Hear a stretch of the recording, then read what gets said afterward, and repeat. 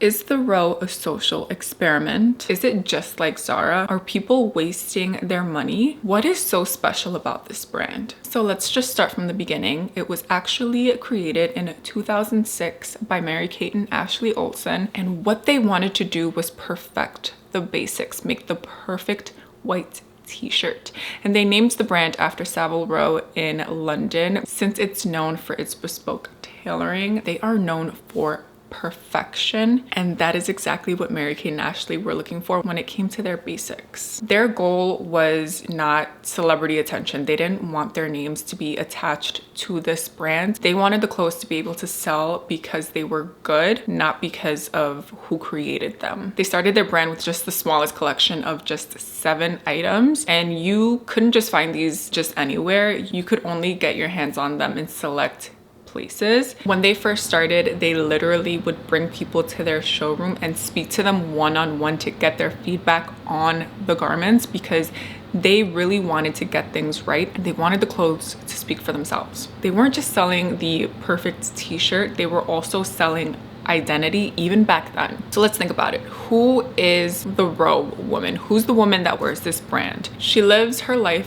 free from chaos. She's calm, she's composed. She is just completely in control of her life, or that's the person that you think of wearing these items. The Row is for the woman who does not feel like she needs to prove herself, especially because everything in this line is very minimalistic. It's very subtle. It's, like I said, basic. But what really stands out and what they are known for is the quality, the attention to detail. I mean, even when they first started, they didn't really have much branding on their clothes. All they had was a tiny little gold tag on the inside that said the brand name, and that was it. And as a society, we've kind of moved away from displaying wealth to kind of displaying taste. And you can really see it with how people have been really craving quiet luxury and why people like Sophia Richie Grange have really blown up for their style. So now let's talk about the sample sale. So we are in a time where luxury isn't just about the price tag anymore.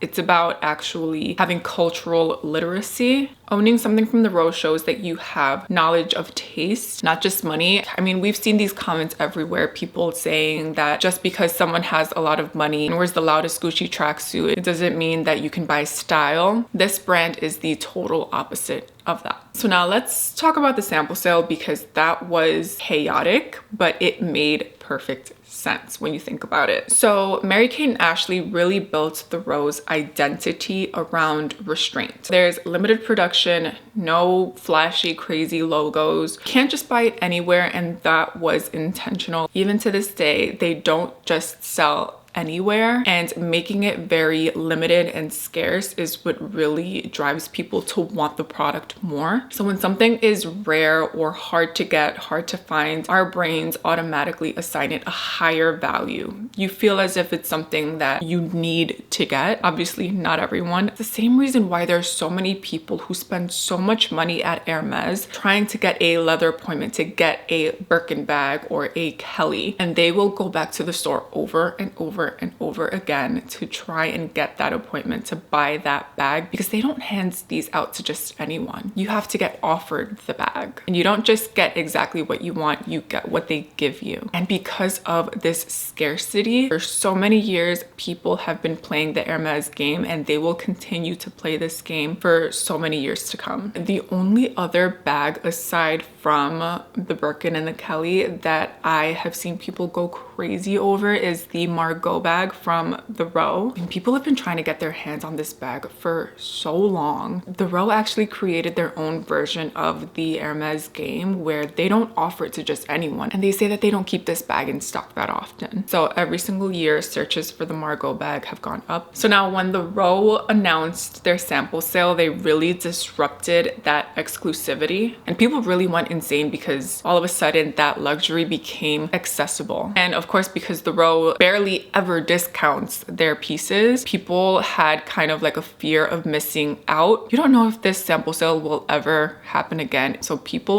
did not want to miss out. As humans, we are wired to want something that is limited and scarce, and the row is literally the definition of controlled scarcity. They know exactly what they're doing. They have limited distribution, low quantities, and almost no sales. And for a lot of people, it wasn't just about the price, it was about the access. And access typically carries a lot more emotional weight than the price tag. That's why in all these sample sale videos, you'll see people say, I bought this item that was originally like $6,000 for $2,000-$3,000, and I know it's still a lot, but it's such a great discount. And I saw a lot of people in the comments who really genuinely do not understand the row and would compare it to places like Zara. And this is where I personally disagree with these comments. Now, what really makes the row that good? Like I mentioned, it was named specifically after Savile Row in London because they are known for the perfect tailoring. So Mary-Kate and Ashley really wanted their brand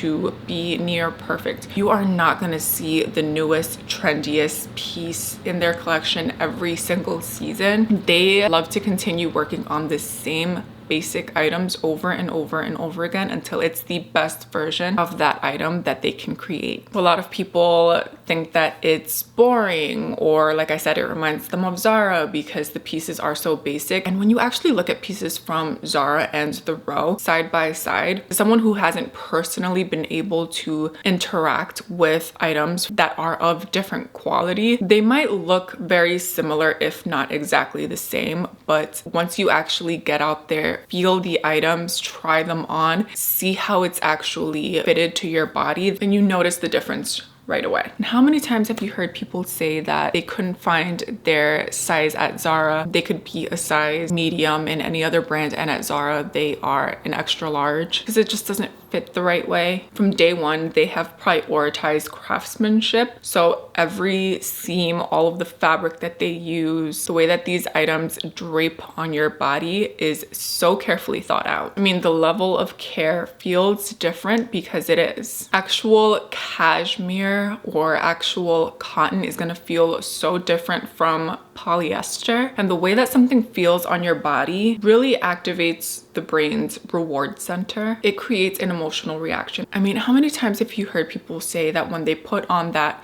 I don't know, big fur coat, that they feel like $1,000,000? Or when people say, get up, put some effort in getting dressed and making yourself look good because you'll feel good. It really creates an emotional reaction. So I don't think the row is actually a social experiment, but I do see why people think that. It just really digs into a lot of human psychology, but the row is actually a very great quality, very carefully crafted brand. I would not compare it to Zara. I would not compare it to any of the other brands that sell a lot of basic items for very cheap. And it was so interesting to see how crazy people really went for the sample sale because it really just showed us our obsession with rarity, our craving for identity, our fear of missing out, and how people aren't just chasing clothes. They're not just chasing the item, they're chasing a feeling. So no, I don't think the row was a social experiment. I think Mary-Kate and Ashley know exactly who they were making these pieces for, and they perfected it in a way that those people came to them. They didn't have to be flashy or go out of their way to prove that their product is as good as it is. Let me know your thoughts down below, and I will see you guys in the next video. Bye.